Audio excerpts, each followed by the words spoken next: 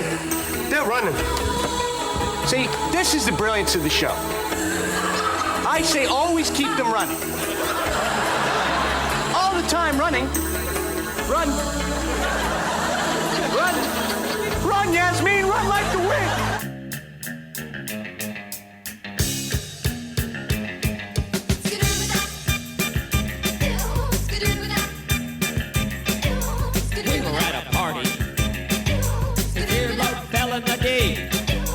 Someone reached in and grabbed it. Was a raw lobster.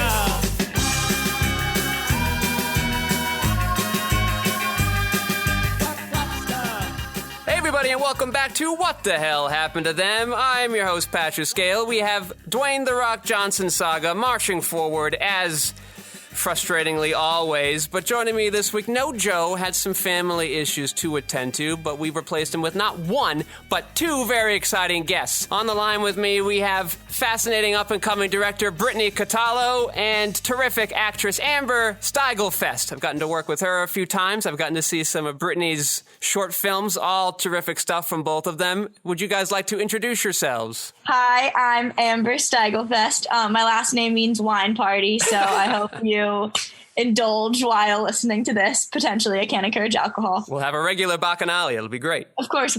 Yeah, I act. I also write and direct, and I find men like Dwayne The Rock Johnson extremely sexy. And Brittany, how about you? Hi, I'm Brittany. I have been on a radio show in high school, so I have a minute amount of experience. I am a director.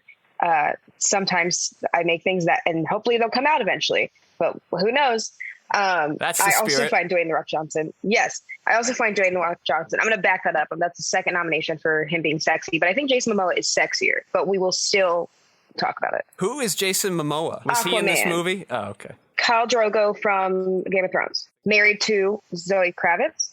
All things I she's haven't awesome. seen. Yeah. Mm-hmm. All right, fantastic. And of course, on the audio boards is Lev Van Rensselaer. And our sponsor this week is CP Arnold. That's right, the only man on the internet who will teach you how to CPR virtually.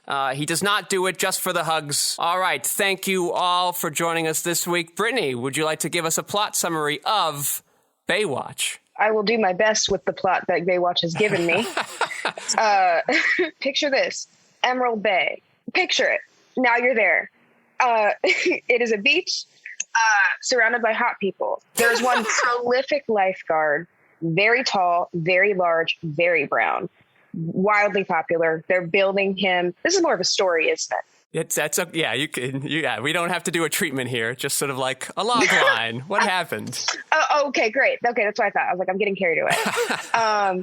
A bunch of lifeguards accidentally get into a drug smuggling incident, and now, against the wishes of the police and everyone, must try and stop this evil lady from taking control of the beach and privatizing it through drug money. Something like that probably happened in this movie. Wasn't always easy to follow, as it felt very rushed. Now, I felt bad. The first season we did was Adam Sandler, which I enjoyed more than I was expecting going in, as Joe dragged me into this idea of a podcast, kicking and screaming. Dwayne The Rock Johnson, I've enjoyed far less, and I felt bad bringing guests in because I can't promise you they're going to be good movies. I haven't seen most of them. Most people have actually volunteered for films, several of the Fast and Furious and some other lesser-known movies. You guys both very excited to do Baywatch. Can you tell me what kind of drew you to this movie? Had you seen the original show? I have not. I've only seen Friends episodes where I watched Joey and watch the original show. Yes, that is true. And then when you called me to bring up Baywatch, all my friends were around and they were like, we've been wanting to watch this with you. And also Zac Efron and Alexander Daddario are two of the most beautiful people, in addition to The Rock, that I've ever seen. And what about you, Brittany? What I knew of Baywatch was Zac Efron, Dwayne The Rock Johnson, bad movie, ? I had never seen the original Baywatch series, but I knew enough about it. It was hot people being lifeguards. And so my expectations for this film was like, where is the plot going to be? And so I was very excited to see, like, to kind of watch like a smooth brain movie, as we will call it, and kind of see like what happens in it and like why it tanked so horribly. as at least in my, I don't know how it actually did in the box office, but I thought it didn't do very well. We'll actually run through those numbers near the end of the show, but that will be an interesting point to examine then. So, Brittany, you hadn't seen this before, but Amber, you had? No, this was my first time. Okay. You guys were just both excited because shirtless Rock and Zac Efron running around the beach. That was why? Yeah. Very fair. The show Baywatch premiered in 1989 on NBC and was canceled after that one season. The ratings didn't do very well. But back then, you could sort of have a life in syndication. This is currently how shows like Wheel of Fortune and Jeopardy make their money. They don't air on any one channel. They kind of are there for channels to have in local programming if they don't have anything for that time slot. And they're usually very cheap. So Baywatch then went into that syndication model for the next 10 years and became one of the most popular shows on the planet for the entire 90s decade. And it was largely based on focus groups they did over the course of the show, from housewives at home, very excited to see sexy men running around naked. So it's interesting that most people's takeaway from the show are similar to what Amber took by watching Joey on Friends watch it, was sort of the bouncing breasts, which of course they have in this show and make a lot of attention to with all the slow motion stuff. But yes, women were the driving force behind it, and it sounds like brought you both to the show again. They know how to hit their audience. So for Brittany and Amber, having never seen this movie before and not knowing what to expect, what were your major takeaways from it? How did you feel? What worked? What didn't work? I loved the female power in this movie. Mm-hmm. I know it's a highly sexualizing movie, but I didn't find that to be in a negative way. I thought it was more fun than anything else that we're all acknowledging these beautiful people. And especially, that one girl, I think Stephanie was her name, was the obvious choice to take over the team. And everyone knew that, and the men knew that. And the girl who was the blonde bimbo stereotype wasn't like that at all. She was kind and she was intelligent, and she wasn't judgmental based on appearances. And she ended up being my favorite character. And I just thought it was cool how they took the original context of Baywatch and was these sexy people, and then they gave them, I guess, the individual characterizations that I found more interesting than the plot of the movie as a whole.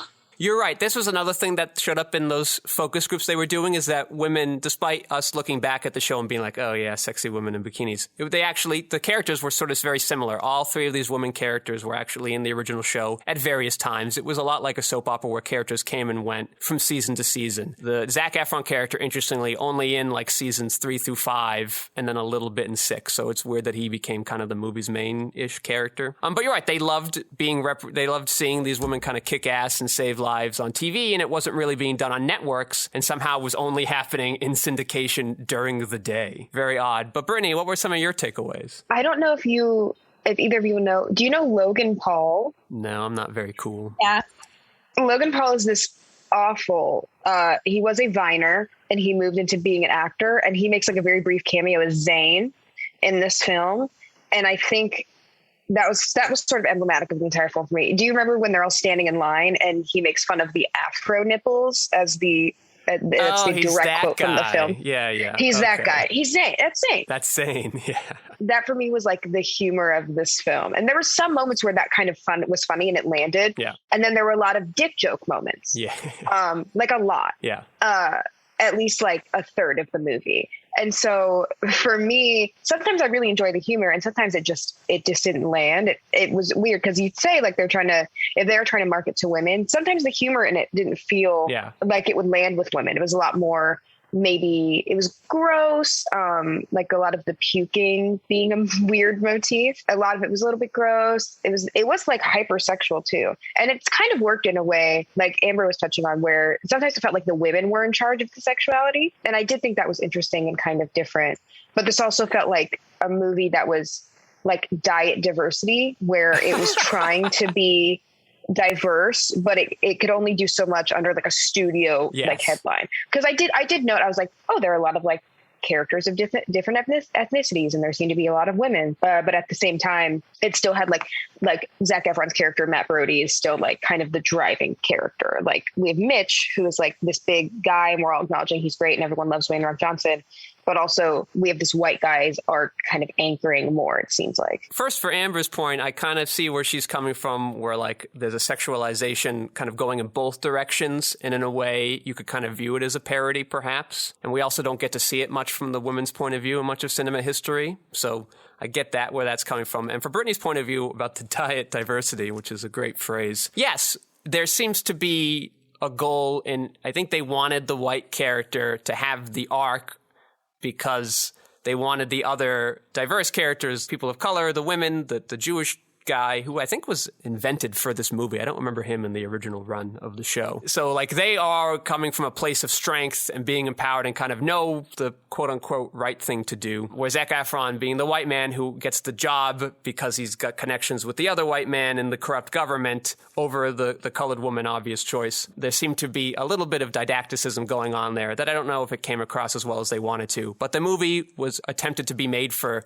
13 years, and plans for the development began in 2004. Movie came out in 2017. It had numerous writers and directors attached. So any movie that comes out of that cannot be good. It's just not fair to ask the movie to do that with all those hands having touched it over the years. In fact, when The Rock was talking about signing on in like 2014, 2015, he talks about the movie's like, it's about me, who's playing the David Hasselhoff character, being sort of like a by-the-book lifeguard, and then Zac Efron comes in as like a hothead, played by his own rules kind of guy, and like that's the comedy. To which I said, one, that was like the first 10 minutes of the movie, and then it was completely different because nobody played by the rules, which was kind of the running joke, is that they weren't doing lifeguard stuff. The cops kept yelling at them for not playing by the rules, and Zac Efron was actually the only one who wanted to play by the rules, but we're not meant to like him when he does that. We just want him to let the team go and play action movie stuff. I don't know. How did that construction kind of resonate with you? How are you interpreting those moments? I think I enjoyed them more because we're in a pandemic. I think if I had action going on in my real life and I could, if my own life was more interesting right now, I don't think I would have loved the action movie aspect of it so much. But I think being like, yes, like go on that drug bus, like you only live once, seize the moment energy really came from being in quarantine for the past year. Going to Brittany's earlier point, where she says a lot of the jokes weren't landing for her. They weren't for me either, and part of it is just I think Hollywood comedy movies cut too much. I think they way too much were cutting back and forth. It's ruining how the actors can play off each other and some timing things there. But also, I've had this problem with action comedies in general, and The Rock just happens to be in a million of them, so it's really started to annoy me, is that those two have a hard time blending, or either sort of got some joke moments, and then boom, out of nowhere, a scene of action happens that goes on for 7 minutes as we get through the set piece, and there aren't any jokes anymore. It's just sort of special effects, voodoo, motorcycle chases on a beach for some reason. Then, now we're back to comedy again. I don't know. This movie is a long line of action comedies that have a hard time blending. Is there something interesting, Brittany, about the voice of reason of the movie being the person we're not supposed to identify with? I do think that is interesting because they want us to identify with Mitch and dislike Zac Efron and then kind of follow along with his arc and almost be like, feel the same way Mitch feels about him. But the straight man can like only work so like there's always like in the Big Bang Theory, the straight man is someone we identify with, but we like Leonard, but we like Sheldon more. Like he's funnier and like he's silly and he's like the breakup. So I think it does work and make sense. At the same time, he's also one of the only characters we get a lot of background for. So like we learn that he's adopted. He has all of this backstory. Like there's so much going on there. So like I care. I have to care more about him because I don't have as much to care about in the other ones, except for the poor little chubby boy who I felt really bad for because he was just kind of the butt of the joke and I felt so bad. And like, I knew he was going to get with the hot girl, but I still felt bad for him because I was like, this man is in this movie just so they can make fun of him. And the nipples thing was mean. I don't think they needed to make him shave his chest like that. They just did that to be mean. That was not funny. Yeah, I think he should have owned his chest. I think that should have been part of it, as him loving. Yeah, that should have been a part of his arc. Like, he should not have shaved it to fit in. even though it was gross and they shouldn't have made him do it in the first place, he should have just had a hairy chest the whole film, and it should have ended with him being shirtless with the hairy chest. But they made him wear a shirt at the end in the boob scene, and I did notice that, and I thought that was very uncouth. Because he was also a cutie. Like, It's cute. Good energy. It's funny. Yeah, it's interesting. Hollywood still has trouble dealing with things like non-nuclear families and like showing disabled people and not having them have to like want to not be disabled anymore, or like them being okay with like The Sound of Metal was an interesting movie because the character kind of gets himself into trouble by trying to cure his deafness instead of trying to kind of be one with it. And that is sort of a much newer tactic that films are taking that they haven't taken for a while, where the goal usually would be like he wins at the end because he can hear again. And it's the same with kind of weight things too. Like we don't do a great job of having people be okay if they don't look like Hollywood movie stars. And this sort of shaved nipples example is another one. I actually missed the point where they made him shave his nipples. I just sort of noticed in the shower scene where he's naked, all of a sudden his nipples weren't hairy anymore. I was like, wait, what? No, that's it. The lady is like, she's like, oh, I see you shaved your nipples. And it's like, I see. Okay. Yeah. That's why. They exposited it away. Sure. We'll take a little pause here. Joe couldn't join us. Each and every week, Joe can't join us. We still have a segment called Joe Mint. Cue the music, Lev. It's a Joe Mint. Yeah. Joe power. Pew, pew, pew. So Joe gives us some hot takes. He was really virulent on this one, though. He said, it's a boring and laughless comedy. It never works. That's not really enough for a Joe Mint segment, so I went back and then said, okay, can you stretch that for a bit? And then he just wrote, it's bad with a lot of A's. So his point was made. Joe doesn't like the movie. Good thing he couldn't do this week, I suppose. Zac Efron is, am I correct, he was in those High School Musical movies? Is that where he's famous from? Star. Yeah, did you guys grow up with those? Did you like those? Yes. Dwayne The Rock Johnson literally says to him, hey, High School Musical, in this film. And I went, ah! Yeah, so of all the names he's calling, he goes High School Musical. Did that sort of take you out of the moment? Did you like it? It reminded me of in Ocean's 12 when Julia Roberts her character goes in disguise as Julia Roberts so that they can cause a distraction while George Clooney and the others do a bank robbery. And everybody hated it because it took them out of the movie because she was clearly Julia Roberts already. Did this movie do that, or was it just like a fun little joke because it wasn't like a major plot point? I think it was fun. Yeah. I think because it just was like, you look like the guy from High School Musical. Yeah. I think that's fine. And then they do have the callbacks to the Baywatch series. Yeah. So we're kind of, I think it's okay. Yeah, Rock meeting his mentor, who has the exact same name and persona as him, and they have to say Mitch to each other. A bit amusing. David Hasselhoff was the one who saved the show. He was the one who convinced them to put it in syndication. Notably, he does the opening and closing themes for the later seasons. I guess he's a very famous musician, and that's why the Germans like him so much. They like his music over there. David Hasselhoff, while doing Baywatch, also had a primetime spin-off called Baywatch Nights, where he, and presumably the police officer character we saw in this movie, they go and form a detective agency for some reason. And that only did okay for about a year. So then the next year when they came back, because of the success of the X-Files, they said, okay, well now there's also ghosts and robots sometimes. Could you imagine watching a show, I don't know, we're watching what's the chess show? Queen's Gambit. Imagine watching Queen's Gambit and like you're into it for like a season and the next season comes back and she's like, okay, but also now we have to solve ghost mysteries while playing chess. You're like, well, how did ghosts enter into our world here? They weren't there before. Always. Very odd, yes. And then we see Pamela Anderson, who actually wasn't in the first half of the original Baywatch show, but is one of the most iconic characters from it. She comes in notably not given any speaking lines whatsoever. Sorry, why did that happen? Why she came and I was waiting for someone to tell me what was happening, and then the movie ended. I was like, what? Yeah, there's a joke. So the last 2 seasons of Baywatch, they actually moved the whole cast and set to Hawaii, and then it became called Baywatch Hawaii for the last 2 years. So that's the joke, is that she was heading that branch even though she wasn't in those seasons. Yeah, they brought her in. My cynical brain is like, maybe they didn't think she was a good actress and didn't want to give her lines, but it's not like Hasselhoff is an Emmy winner either, so so I don't know why they did that. Clearly, it was just like, here's the other notable actor from the show, so we have to put her in there somewhere, and there was no good place to do it except at the end. Is it weird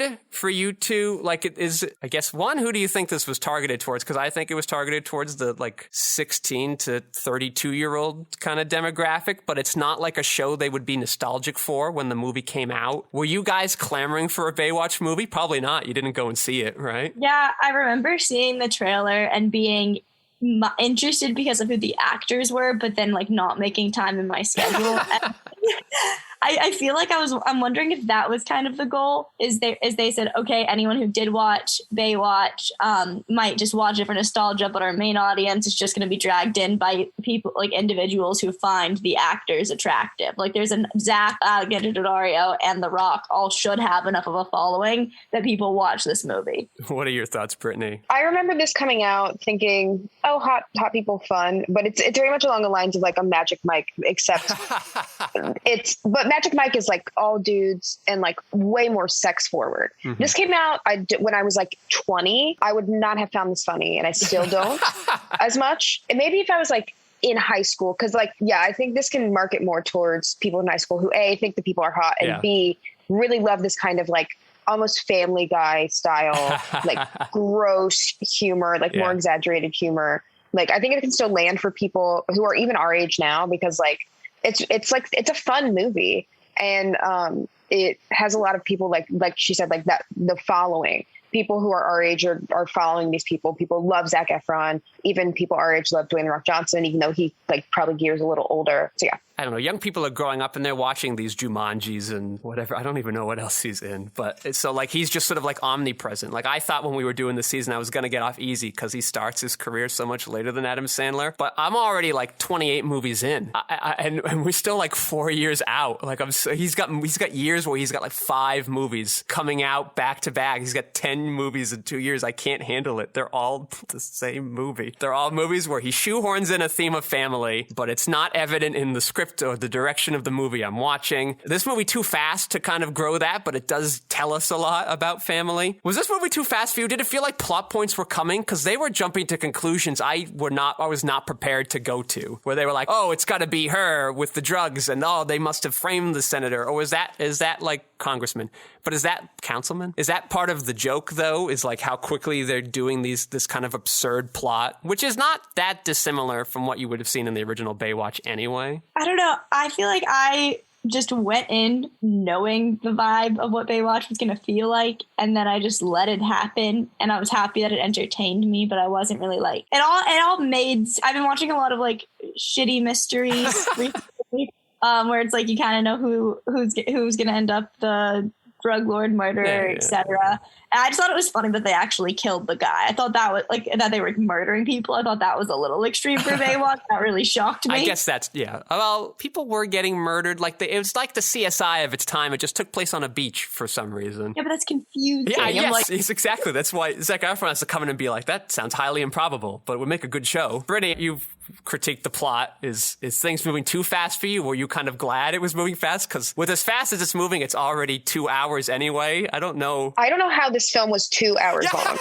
I still don't know. Like somewhere in the middle, I was like, what are they going to do for the next like hour and a half? Because I think the real movie starts kind of late, where they start getting into the action stuff. Because he finds the crack. So, yes. No, it was like they call it like fracas, and they describe it as like way worse than bath salts. They find that really early, but then it doesn't come into play until way later because they're doing like the fun and games bit very early. They got to set up everybody. 6 characters you have to set up. Right. Yes. I don't think it was too quick, only because they were telling us so much.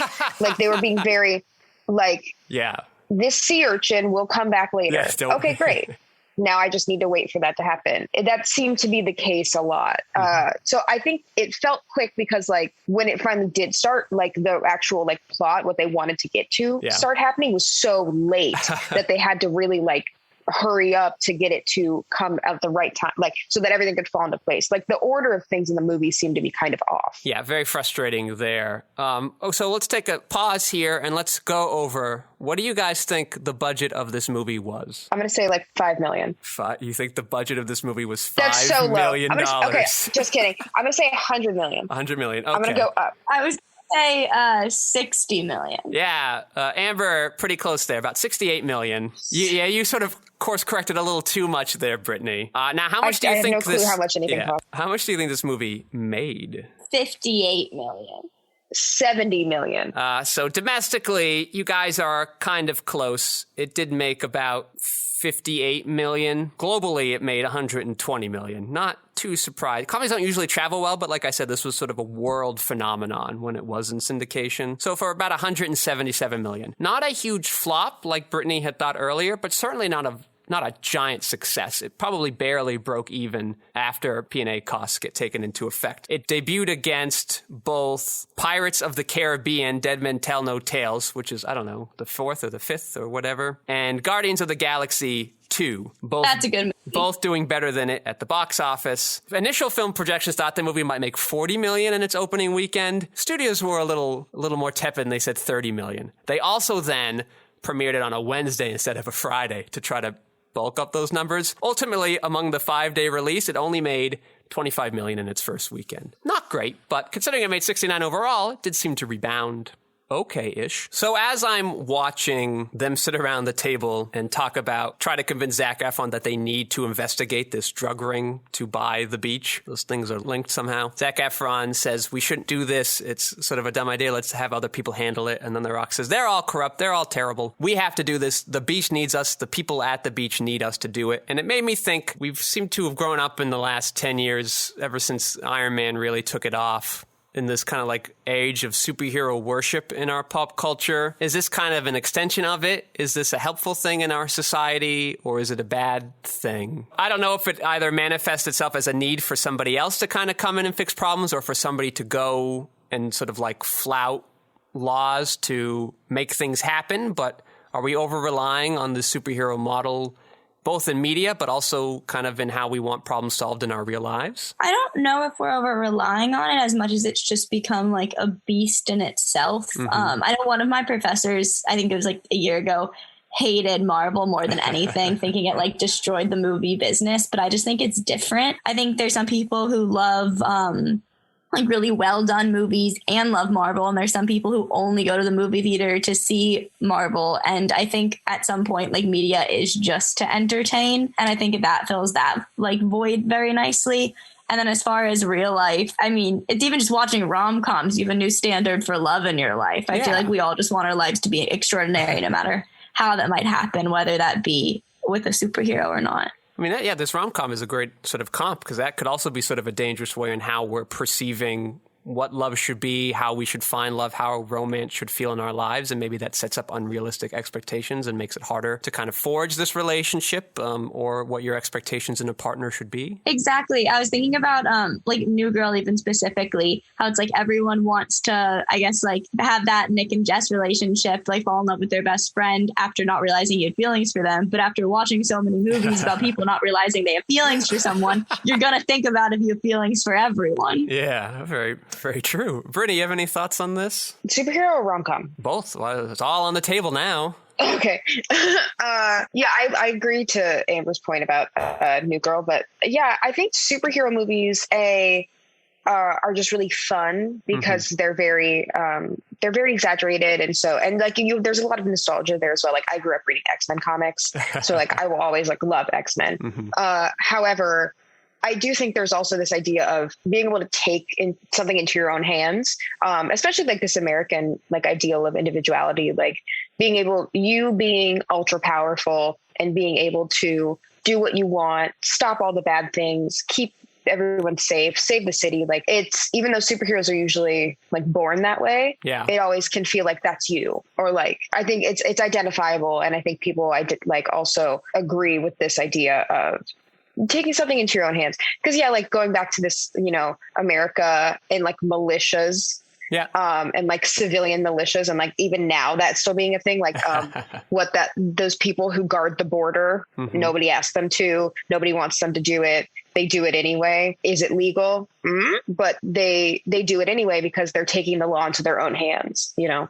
And superheroes reflect that a lot, I think. The danger then, because the way you kind of describe it is empowering, but then you give us sort of, you know, a less powerful example. But like, is that the fault of superheroes? The morality that those movies deal with being very flat and very simplified, of just like, you got to have guys break the law if they're bad, but it doesn't say like, well, what makes the powers that be bad or good? And so these militias at the border have decided that this is a bad thing, but we're not really given and they might even be watching these superhero movies and they might think they're Captain America, right? And they're defending their land from Hydra coming in from south of the border, but we haven't kind of done a great job educating them through these movies on how to deal with these more gray area moralities, or re-educating them on old-fashioned moralities that aren't really up to date anymore with what we want in a current society. I think that's interesting insofar as like, yeah, there's always this talk about morality in superhero movies. If you stop one bad guy and destroy the city, is that ethical? Like that you know, so I think that is interesting because, those movies do tend to kind of approach it in a very like a flat way. So I think it is like multi-layered. And, you know, I think it also speaks to what laws people agree with. And then like D&D alignment, lawful good, lawful evil, you know, chaotic good, chaotic evil. It's like that. It's not just good or bad. There's like, exactly. And that you don't have time, sadly, to do that. And despite these superhero movies being 2.5 hours, they somehow lose time to fit that in. But to Amber's professor's point, I do disagree that I don't think, as much as I don't like them, I don't think they're ruining movies per se. Hollywood has sort of been moving in that direction anyway. They have oddly chosen to double down so hard on both superhero and like animated family comedies, more so than they ever have with any genre, including Westerns, which were once omnipresent, even though superhero movies are just now Westerns with capes instead of hats. Like, they're sort of, as we're seeing it now, their billion-dollar business model of investing heavily into these big tent-piece movies and expecting massive returns. What that does when something disrupts the cycle that they, for some reason, assumed was going to go on forever. There was no assumption of like, hey, what happens if movie theaters all close? Hey, what happens if people don't want to watch animated movies or superhero movies so much anymore? What do we do then? You know, and it's also, they've diverting funds then from smaller productions, more reasonable $40 million productions, or even micro-budget $10 million productions, so that they can kind of cash in and make the $1 billion check on the $250 million investment, because that's a lot better than making $80 million on your $10 million investment. So that's where I think it's ruining the business model. But for movies themselves, it's just a different type of movie. It's a more serialized movie than what cinema has been able to do in the past. My rant last week was that or 2 weeks ago was that it felt like Marvel felt more like a TV show anyway. But now I hear they're doing TV shows, and I think that's the perfect model. Keep doing that. And I haven't seen the WandaVision, but from what I'm hearing, it sounds like because their budgets are so small, they can do more interesting and unique kind of stories because the risk isn't there. They don't have to appeal to everybody anymore. There's also a thought I had this week thinking about these blockbusters, because that's where I went to after superheroes, and thinking about kind of Spielberg, right? And we all love Spielberg. He makes these very family-friendly things. We think that he's going to be around forever. And I wonder if that's because he's much better than kind of these older filmmakers, or if we're just in an age, we're in this like nostalgia cycle now. Because Baywatch is a product of this, right? Where we can never forget about Baywatch. We can forget about Capra, and we can forget about Billy Wilder, who were sort of their era's Spielbergs, because we weren't, one, so media saturated as before, and two, didn't have this post-Reagan synergy plea of like just owning IPs and giving them to you every 20 to 30 years when you want to share it with your children. That's sort of a new concept. So Spielberg weren't in this thing where we want to share Raiders of the Lost Ark, or we want to share Jaws, or we want to share Jurassic Park with our children. Would he kind of get forgotten too? Would that diminish how strong of a filmmaker we think that he is? Is he just Capra plus nostalgia media addiction? I know I'm throwing this on you at the last minute. I just want to know if you have any initial thoughts. Because, you know, as good as Spielberg is, he's never been a filmmaker I've been drawn to. He's kind of like The Rock, right? Like The Rock to me, especially compared to having just come from Adam Sandler, very kind of like a saltine of actors, right? He comes in, he does his rock stuff, but his rock stuff is very kind of generic. He's just, in theory, it could kind of be anybody. I do feel like, though, that I feel like he takes his roles seriously with how much he's already paid, and how he looks and the language of the text he doesn't need to do. But I feel like when I watched Baywatch, I was like, this man's trying for like a valid performance. I like saw like, you know. But do you think, to Brittany's earlier comp of this person I don't know, so this might blow up on my face, but if we put Jason Momoa in a lot of Rock roles, do you think we would notice a large difference? Yes, because first of all, actors bring themselves to their work. Yeah. And I think Dwayne The Rock Johnson excuse me, early up, he's my voice a lot, has a different type of sparkle than Aquaman does. Okay, so this is great because I asked this of all my guests, and you bring us into it quite easily. What is it that people like about The Rock? Because I'm not seeing it yet. I have yet to get it. I've watched all these movies. I was told I was going to get it at some point. I haven't gotten it yet. What is his charm? What am I missing? I'd say because it's not just that he's like very like big and like he's like very classically handsome and he's really interesting to look at. There's just something, and I think this was an interesting part of the beginning of the film, which is basically like a Mitch love fest. Like I bought that because I just like him. Like I think he's kind of funny. I like the way he speaks. There's a charisma that he has. And I was talking to our directing friend Lawrence about this star aspect that people like Tom Cruise bring to a film, even though I hate Tom Cruise. The Rock just brings this like something that is really hard to pinpoint, but it is this charisma that is just like, oh, and he has such a pretty smile, and I just love when he talks. There's just something about him that I just really enjoy. Yeah, so I've been hearing that a lot. Tom Cruise is interesting because I don't get his appeal either. I think he's more talented of an actor than The Rock, but I don't get why people would want. I'm not eager to be like, oh, Tom Cruise is in a movie. Let's see what he does with that role. But Amber, what's charming to you about The Rock? How does his charisma work on you? Well, I was going to ask, have you seen, I think it's Journey to the Forbidden Planet 2. Have you gone into that one yet? Oh, Journey to the Center of the Earth or something? Yeah. Where he's like bouncing berries off of his pecs in 3D. Yeah, we saw that one. I think that's like a perfect example of his charm because he's just Lord.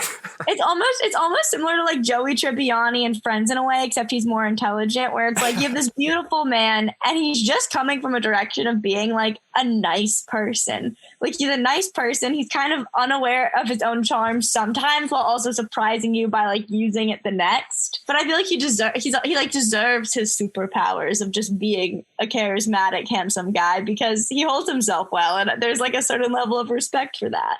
I'm trying to be open-minded on The Rock, and I want to take in what you guys say seriously and think about it over the next few weeks as I do these other movies. But Amber, picking Journey 2 as your example of The Rock's charm was an awful choice. Did you hear him singing that movie? All right, I won't go into that rant again. There's a whole episode if you listeners out there want to hear that. But yes, a lot of people have come in and talked about this sort of charm.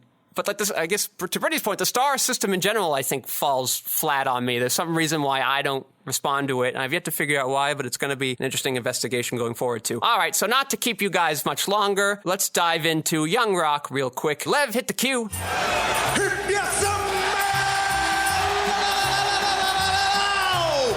The Rock is cooking. Istanbul was Constantinople, now it's Istanbul, not Constantinople, been a long time gone.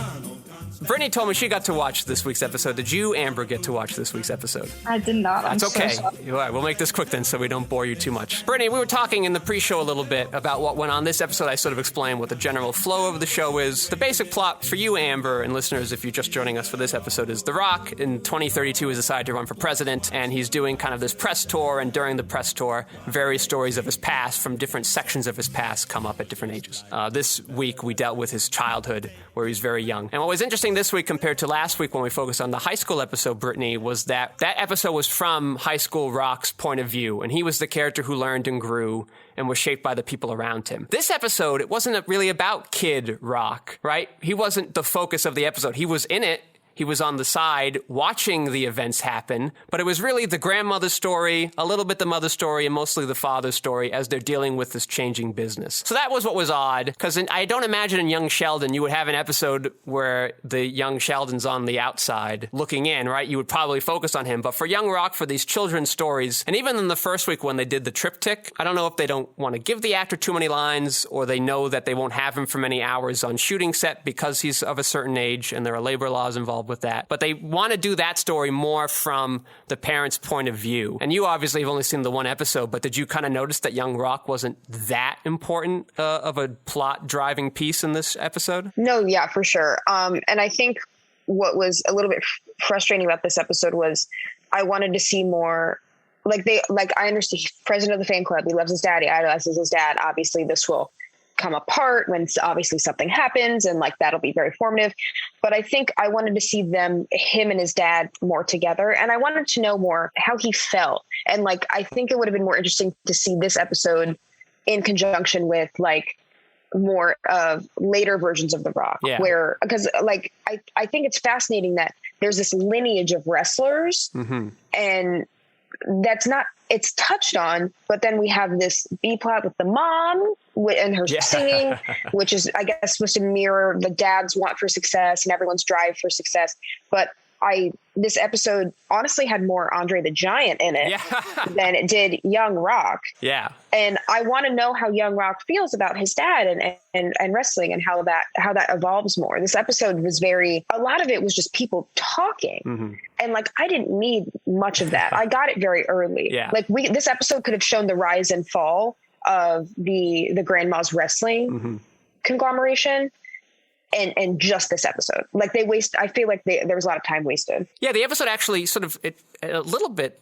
I don't know. It doesn't conclude the high school episode last week. Very much, he learned a lesson and he changed by the end of it. This one, which seemed to want the father to learn a lesson, he didn't actually learn it. He was presented with his catalyst at the end. He was given the big hand by the other promoter, and then the episode sort of ends on that kind of cliffhanger. So I guess that is a longer storyline we're going to expand on over many episodes, whereas at least the high school one was these more self-contained stories. So I'm interested to see what the writers kind of do with that going forward and how they plan to tackle that type of storytelling, because I don't know how well that works in a very traditional sitcom. Also, here's my dark, cynical thought. I wonder if The Rock actually does want to run for president, and this is his way to get out a puff piece, but also put in the back of America's mind that it wouldn't be crazy if he ran for president. So we don't do what we've done when other celebrities run and go why are you running? What are your qualifications? We're going to it's not going to be that weird if he does in 2032 or 2028, because we're already sort of prepped for it. That's the dark, sinister side of my brain thinks is going on here. I think he's doing this sincerely, but I don't know. What was your take on this Rock presidential campaign conceit? The premise of the show seems to be, don't we all love The Rock? and I don't think that you're entirely off base, especially because the show portion of it is just awful. I mean, it's not a good show. It's just it's people reading to me a book, basically. So I mean, and it's it paints, especially in this episode, it paints The Rock in this loving family, and look where he grew up, and look at all the hardships he dealt with. I grew up and we weren't destitute and we weren't rich and we were a real American family. And look how much I loved my dad, and look at all these wrestlers, and look, I've gone through real stuff too. And look at all my family. They're real people. I don't think you're wrong, because what else is the point of the show? They don't seem to have, it would be really great if they went look, here's a lineage of 3 wrestlers, and it was either almost more of a documentary. That would be much more interesting. They seem to be trying to do a funny mockumentary, and it's in the future, and there's that weird hologram. The hologram projection of the which news. I was I don't need that. And he literally makes he was job security is very important to me. It's very weird. It is an extended campaign. Yeah, the movie ended with a campaign ad that was meant to dovetail all the themes, but your story was unresolved anyway, so I'm not quite sure what to take away. Yeah, very interesting episode we got this week. All right, well, that's going to bring us close to an end. I don't want to hold my guests hostage anymore. Brittany, thank you for joining us this week. Do you have a website or an Instagram or a reel you'd want me to link to in the show notes for people to check out if they want to get to know you more? I don't really have any of those things. I have an Instagram, though, I guess. That's okay, yeah. It is low carb Catallo. All right. So check her out there. Amber, same question to you. Thanks for joining us. And then is there any place where people can check out your work, your reel, your resume? Too many places. That's the entire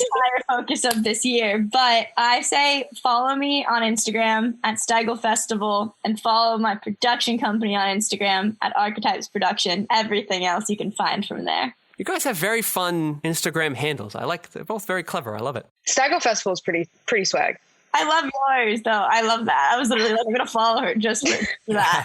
Thank you. And of course, let's thank Lev Rentalier on the audio boards, minding those knobs and dials and keeping the sound so slippery smooth. Let's thank our sponsor, CP Arnold. And of course, I'm your host, Patrick Scala. You can find my features, documentaries, short films, video essays, animations, behind-the-scenes footage, and so much more at QuixoticUnited.com and presumably social media with a similar sounding name. Thank you all for listening. Brittany, say goodnight. Good night.